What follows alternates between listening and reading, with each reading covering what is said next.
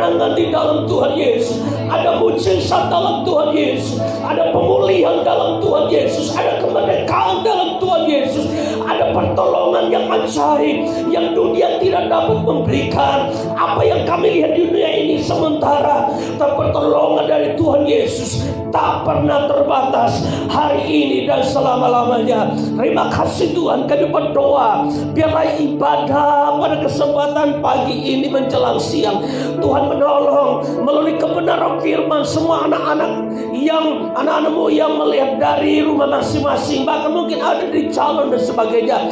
Kami berdoa biarlah kebenaran firman melalui media ini diurapi menjadi kuasa Allah yang dapat membawa kami berkemenangan. Kami semakin sungguh-sungguh dengan Tuhan, kami semakin bergairah di dalam Yesus, sebab kami tahu dunia ini bukan jaminan pasti, tapi jaminan pasti hanya dari Tuhan Yesus Kristus. Terima kasih Tuhan, terima kasih. Kami bersyukur kebenaran firman Tuhan yang membawa kami mengerti rencana Tuhan di dalam setiap situasi yang tidak baik hari-hari ini.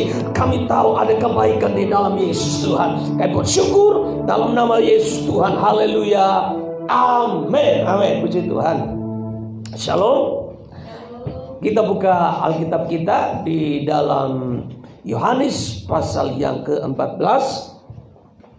Yohanes pasal yang ke-14 ayat yang ke-1 sampai ayat yang ke-3. Yohanes pasal 14 ayat 1 sampai ayat 3. Kita akan baca bersama-sama ya. Yohanes pasal 14 ayat 1 sampai ayat 3. Kita baca sama-sama. Pada yang sudah dapat katakan amin. Oh, baru 2 orang suaranya. Yang sudah dapat katakan amin. Haleluya. Mari kita baca sama-sama mulai ayat 1 sampai 3. 1, 2, 3. Janganlah gelisah hatimu, percayalah kepada Allah, percaya jugalah kepadaku. Di rumah Bapakku banyak tempat tinggal. Jika tidak demikian, tentu aku mengatakannya kepadamu. Sebab aku pergi ke situ untuk menyediakan tempat bagimu. Dan apabila aku telah pergi ke situ dan telah menyediakan tempat bagimu, aku akan datang kembali dan membawa kamu ke tempatku, supaya di tempat di mana aku berada, kamu pun berada. Yang percaya katakan amin. Ya, saudara kasih firman Tuhan datang bagi saudara dan saya pada kesempatan pagi menjelang siang hari ini. Di dalam kemarin 3 hari lalu baru kita merayakan, di mana sekitar 2020 tahun lalu kita melihat ada sejarah yang luar biasa, satu hal yang luar biasa, yaitu dengan kenaikan Yesus ya ke surga. Nah, saudara kekasih, kebenaran ini datang kepada saudara dan saya jika kenaikan Tuhan Yesus itu pasti, kematian dan kebangkitan Yesus terjadi, maka kita percaya juga bahwa hari kedatangan Tuhan Yesus itu juga pasti terjadi. Yang percaya katakan amin. Nah, saudara kekasih, firman Tuhan datang kepada saudara dan saya pada kesempatan ini. Ya, sebelum Yesus naik ke surga, berulang-ulang kali pada saat Yesus bangkit, ya sekitar 40 hari Tuhan menyatakan diri kepada murid-muridnya. Nah, Tuhan menyatakan diri baik itu dalam jumlah beberapa orang, bahkan dalam jumlah yang banyak. Nah, sebelum dia naik ke surga, dia menyatakan dirinya. Tujuannya adalah kenapa? Karena pada saat Yesus, murid semua tinggalkan. Bahkan muncul keraguan, apakah benar kami ikut guru kami adalah Yesus juru selamat? Ragu. Bahkan pada saat Yesus berjumpa dengan mereka pun mereka katakan Yesus itu hantu. Nah, saudara bayangkan, mereka mendengarkan pelajaran yang luar biasa dari Tuhan kurang lebih sekitar 3,5 tahun. Mereka menyaksikan mujizat-mujizat. Mereka menyaksikan orang mati Tuhan bangkitkan. Mereka menyaksikan Tuhan berikan makan ribuan orang. Mereka menyaksikan orang lumpuh dapat berjalan. Berbagai macam persoalan yang hadapi oleh manusia yang hari-hari ini terjadi juga. Di saat itu murid-murid menyaksikan dengan mata kepala sendiri. Mereka menyaksikan, bahkan mereka mengalami. Tetapi kita melihat pada saat Yesus mati, saudara, mereka tinggalkan Tuhan. Sehingga pada saat Yesus bangkit, Yesus kita melihat mempunyai hikmat yang luar biasa. Mengerti akan kelemahan murid-muridnya, mengerti akan harapan mereka yang sangat-sangat mudah untuk putus asa dan meninggalkan Yesus. Tetapi pada saat Yesus mati dan dia bangkit, Yesus berulang-ulang kali menyatakan diri kepada mereka. Dan Yesus menjelaskan kepada mereka, kamu harus mengingat kembali setiap pelajaran yang kita terima selama ini. Dan kita melihat pada saat hari yang terakhir, pas 40 hari, Yesus pada saat kebangkitan dan berada di bumi, Yesus katakan kepada mereka, aku akan pergi ke surga atau ke rumah Bapa. Aku akan menyediakan tempat bagi kamu. Saudara kekasih, firman Tuhan datang kepada saudara dan saya. Firman Tuhan katakan, di rumah Bapa-Ku banyak tempat tinggal. Saudara, kalau kita melihat, kalau kita melihat misalnya kita diundang ke satu pesta, dan yang duduk biasanya pesta orang kaya, kursi-kursi paling depan itu adalah orang-orang yang benar-benar yang sahabat dekat daripada pemilik pesta atau yang membuat pesta. Dan orang-orang yang dibawa, ditaruh, disuruh duduk di tempat yang paling depan, berarti orang-orang itu spesial dengan pembuat pesta. Tetapi sangat tidak enak ketika kita duduk di tempat yang paling depan, dan pemilik atau suruhan daripada pemilik pesta, dia suruh kamu pindah ke belakang. Kalau bagi saya secara pribadi begitu, lebih baik saya pulang. Karena bagi saya itu hinaan. Saya tidak tahu mengerti saudara bagaimana. Walaupun di situ makanan enak dan sebagainya, tapi kalau saya duduk di depan dan tiba-tiba ada seruan bilang suruh duduk ke belakang, itu saya langsung pulang, saudara. Saya langsung pulang. Karena itu hinaan. Nah, saudara bayangkan Yesus pergi ke surga, dia menyediakan tempat bagi kita. Berarti kita melihat kenaikan Yesus ke surga adalah pengharapan yang luar biasa bagi kekristenan, pengharapan yang luar biasa bagi umat manusia. Hari ini adalah pintu anugerah itu masih terbuka, pintu kemurahan masih terbuka bagi seluruh anak-anak, seluruh umat manusia. Ketika kita sungguh-sungguh kepada Tuhan, ketika kita mengandalkan Tuhan, berharap, bersandar, menanti-nantikan Tuhan, maka Yesus yang naik ke surga itu, dia sediakan tempat bagi kita. Ketika kita berakhir, saudara, pada saat tubuh ini kembali ke tanah dan kita kembali, kita diberikan tubuh kemuliaan, kita pergi ke rumah Bapa di surga, bukan dengan sakit penyakit, bukan dengan tekanan, bukan dengan air mata, bukan dengan kelaparan dan virus yang seperti sekarang ini, yang COVID-19 merajalela, bukan dengan tekanan daripada pemimpin dan sebagainya, tapi kita pergi menghadap rumah Bapa di surga, karena ada rumah, ada tempat yang Tuhan sediakan. Mari kita berikan tepuk tangan bagi Tuhan Yesus. Haleluya. Jadi saudara kekasih, kita melihat di sini bahwa di rumah Bapa ada banyak tempat tinggal. Jadi kenaikan Tuhan Yesus ke surga adalah dia menyediakan tempat bagi kita. Tempat bagi kita. Kita membuka Alkitab kita di dalam Roma pasal yang ke-6 ayat 23. Roma 6 ayat 23 kita akan baca bersama-sama. Roma 6 ayat 23 kita baca sama-sama. 1, 2, 3. Sebab upah dosa ialah maut, tetapi karunia Allah ialah hidup yang kekal dalam Kristus Yesus Tuhan kita. Jadi kenapa Yesus naik ke surga? Karena dia tahu akibat Adam dan Hawa. Kita lihat di Kejadian awal, pasal-pasal awal, ketika Adam dan Hawa jatuh dalam dosa, mulai detik itulah kematian, penderitaan, kesusahan, bahkan kita melihat virus yang merajalela hari-hari ini. Kalau kita melihat ketika seorang yang sukses tiba-tiba meninggal dalam umur yang muda, kita melihat, bagi saya itu sesuatu yang tragis. Kenapa? Dia baru sukses, dia memiliki pekerjaan yang bagus, bahkan punya usaha yang luar biasa.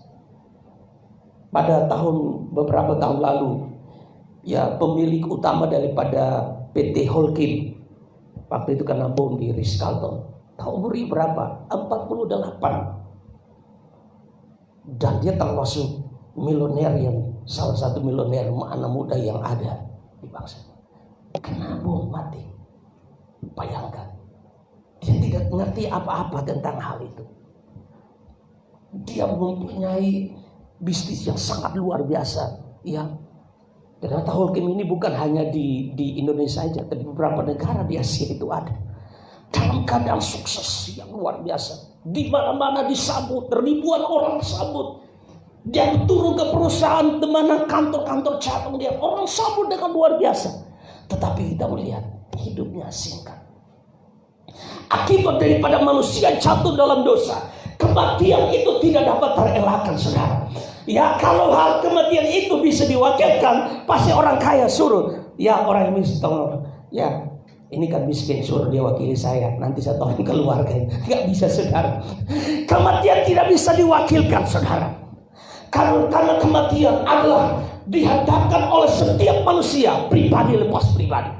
Sehingga firman Tuhan katakan, Yesus naik ke surga, dia tahu akibat daripada dosa. Sehingga Yesus naik ke surga, dia sediakan tempat tinggal, dia sediakan tempat yang terhormat, dia sediakan tempat yang terbaik yang dia sediakan. Sehingga pada saat tubuh kita ini kembali ke tanah, kita kembali ke rumah Bapa di surga.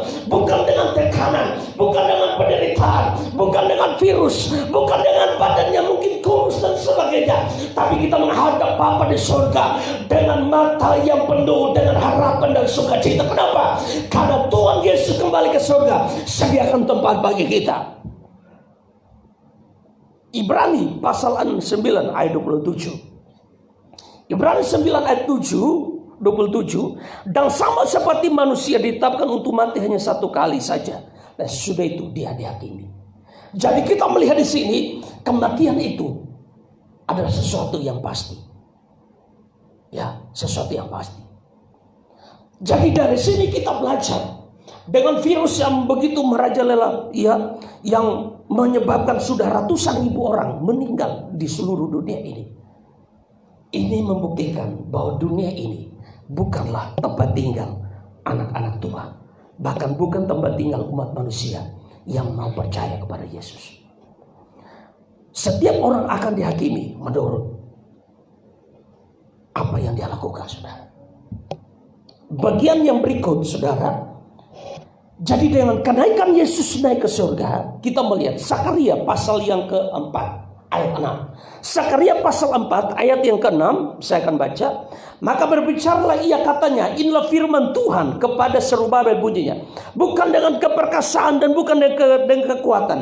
Kekuatan maksud kekuatan manusia, ya, melainkan dengan rohku firman Tuhan semesta alam. Saudara kekasih, jadi kita melihat di sini dengan Yesus naik ke surga, kita melihat di dalam Yohanes pasal yang ke-16 ayat 7, namun benar yang kukatakan ini kepadamu adalah lebih berguna bagi kamu jika aku pergi, sebab jikalau aku tidak pergi, penghibur itu tidak akan datang kepadamu, tetapi jika aku pergi, aku akan mengutus dia kepadamu. Saudara kekasih, dari sini kita belajar dengan Yesus naik ke surga, firman Tuhan katakan bahwa bukan karena kekuatan manusia. Kenapa? Karena Tuhan menyadari kekuatan manusia sangat terbatas, kemampuan manusia sangat terbatas, ilmu yang manusia mungkin sampai ke puncak pendidikan, bahkan mungkin orang yang paling cerdas sekalipun di muka bumi ini, dia tidak dapat memberikan solusi setiap pergumulan manusia dunia ini dengan tuntas. Dia berikan, tetapi hanya sementara saja, saudara. Kita melihat orang-orang hebat. Kenapa orang ciptakan bom nuklir?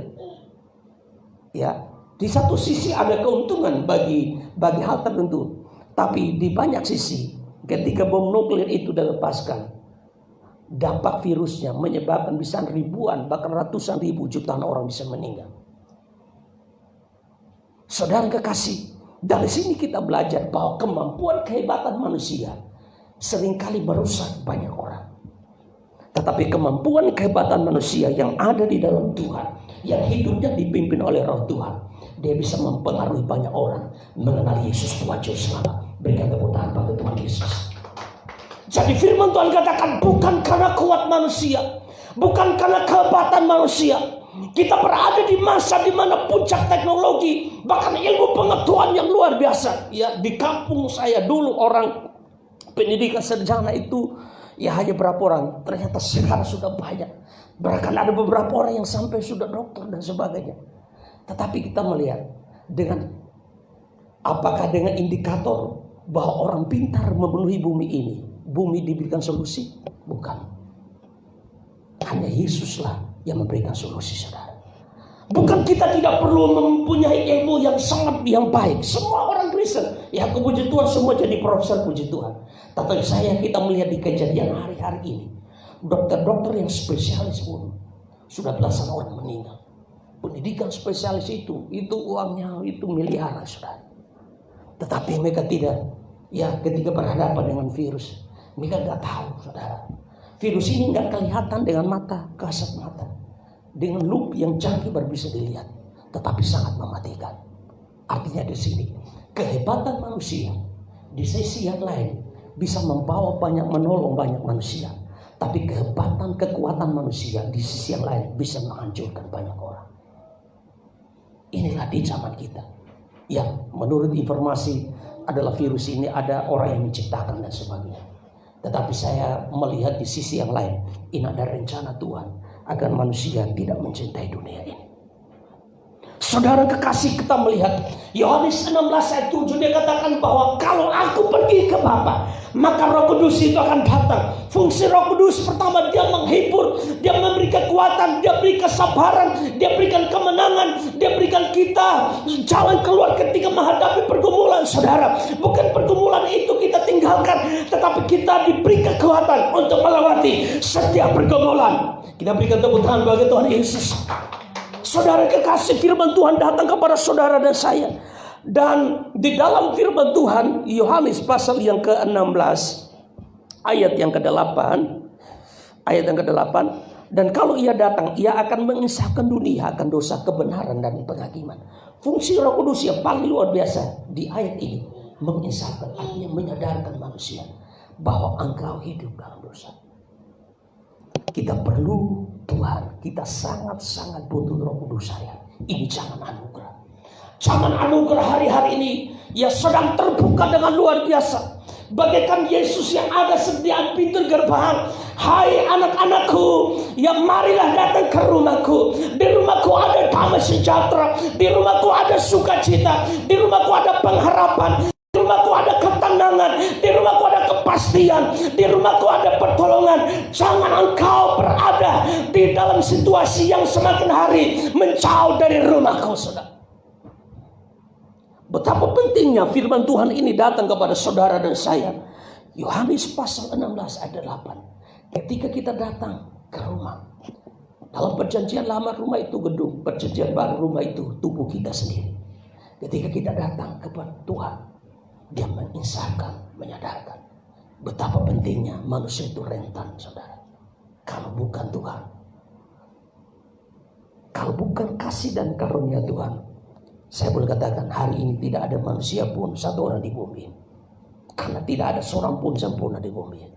Anugerah dan belas kasihan Tuhan oleh pengorbanan Yesus Kristus, kematian, kenaikan, diberikan Roh Kudus, dan kita diberi kekuatan dalam keadaan pergumulan yang luar biasa hari-hari ini. Roh Kudus menguatkan kita. Amin. Roh Kudus menguatkan seluruh anak-anak Tuhan, keluarga besar Belsi, Mitra, Gregoria, dan seluruh anak-anak Tuhan di bangsa-bangsa, bahkan keluarga kita. Biarlah di kesempatan ini, di masa anugerah ini, kita mengangkat tangan kita kepada Tuhan.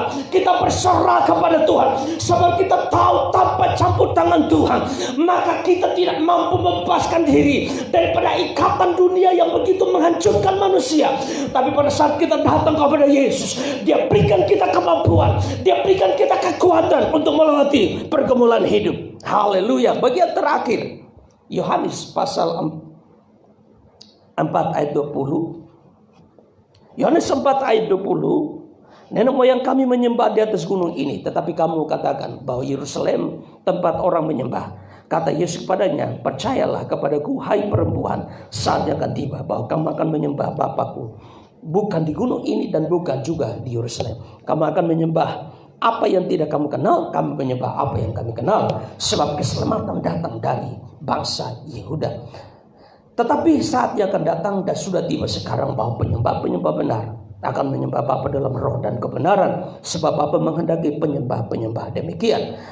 Kita pindah ke Yesaya pasal 58 ayat 13 dan 14. Ini ayat terakhir, kita baca sama-sama ya. Yesaya 58 ayat 13 dan 14. Kita baca sama-sama. Ya sudah dapat katakan amin. Yang di rumah juga boleh buka Alkitabnya, ya buka HP-nya yang ada Alkitab ya, jangan buka internet ya. Haleluya, HP-nya ada Alkitab saudara. Ya, Yesaya 58:13-14, apabila engkau tidak menginjak-injak hukum Sabat dan tidak melakukan urusanmu pada hari kudusku, apabila engkau menyebutkan hari Sabat hari kenikmatan, hari Sabat, hari kenikmatan, hari kudus Tuhan, hari yang mulia. Apabila engkau menghormatinya dengan tidak menjalankan segala acaramu dan yang tidak mengurus urusanmu, atau berkata omong kosong, maka engkau akan bersenang-senang karena Tuhan, dan aku akan membuat engkau melintasi puncak bukit-bukit di bumi dengan kendaraan kemenangan, dan aku memberi makan engkau dari milik pusaka Yakub bapa leluhurmu, sebab mulut Tuhanlah yang mengatakannya. Saudara, dengan Yesus naik ke surga, ya, firman Tuhan datang kepada saudara saya, hendaklah kita beribadah kepadanya dengan sukacita. Yang percaya berikan tepuk tangan bagi Tuhan Yesus. Hari Sabat, hari ibadah, dengan Yesus naik ke surga, kita beribadah dengan gairah, ada passion yang kuat, ada semangat saudara, ada semangat. Ya, opa saya waktu saya masih kecil tinggal dengan opa saya, dia bilang, ya pada saat kamu melayani, berusaha buat yang terbaik. Ya, pakaianmu yang ada di tas atau di lemari bukan yang paling mahal, bukan. Yang paling bagus itu yang kamu pakai. Kenapa? Karena kita menghadap raja segala raja. Tidak peduli kamu berada di depan berapa orang, kamu harus buat yang terbaik dengan sukacita. Persiapkan diri dengan baik.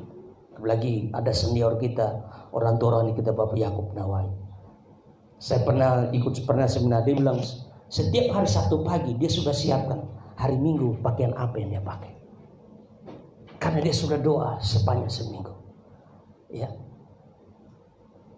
Sepatu apa dia pakai dan sebagainya. Ini bukan masalah mahal atau tidaknya, tetapi dia sudah persiapkan diri untuk menghadap raja segala raja. Amin saudara. Ya. Hanya senior di sini katakan buat yang terbaik walaupun di media yang terbaik. Ya. Ini sesuatu yang sangat luar biasa. Firman Tuhan datang kepada kita dengan Yesus naik ke surga. Kita menanti, kita ada di rumah Tuhan dengan sukacita. Amin. Bukan dengan paksa, bukan dengan tekanan, bukan karena ada peraturan dan sebagainya. Ketika Yesus naik ke surga, kita menantikan Roh Kudus sudah dicurahkan. Di hari-hari ini, biarlah kita berdoa dengan sukacita. Kita datang ke rumah Tuhan dengan semangat yang baru. Kita mendoakan orang walaupun kita punya pergumulan, tapi kita tahu kita menghadap Tuhan dengan sukacita. Kenapa? Orang yang bersukacita sanggup menanggung beban hidupnya. Ya, firman Tuhan minggu lalu yang hambanya, ya, Pastor Rocky, hati yang bersukacita, ya, adalah obat yang manjur. Amin saudara. Hati yang bersukacita. Jadi saudara kekasih, mari firman Tuhan pada kesempatan pagi menjelang siang hari ini, dengan kenaikan Yesus naik ke surga, dia sediakan tempat, diberikan Roh Kudus, dan bagian yang ketiga, kita menantikan Yesus dengan sukacita. Amin. Berdoa dengan sukacita, melayani yang terbaik. Ada semangat saudara untuk kita melayani Tuhan, menyembah dan berdoa. Puji Tuhan. Fokus maju ke depan. Kita akan menyembah Tuhan. Haleluya.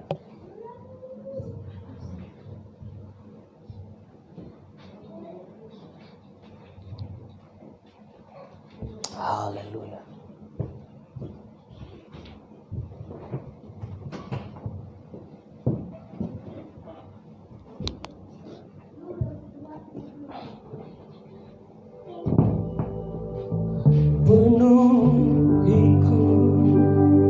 Penuhiku dengan hadirat-Mu,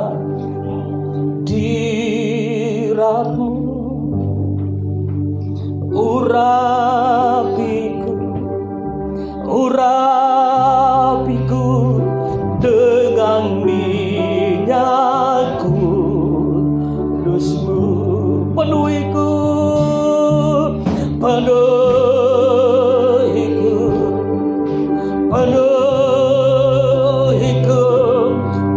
dengan hadirat-Mu.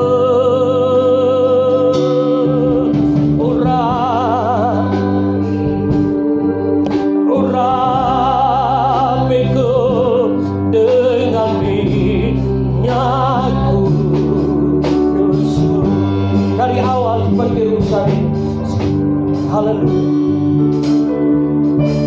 Seperti Rusani dusungan, begitu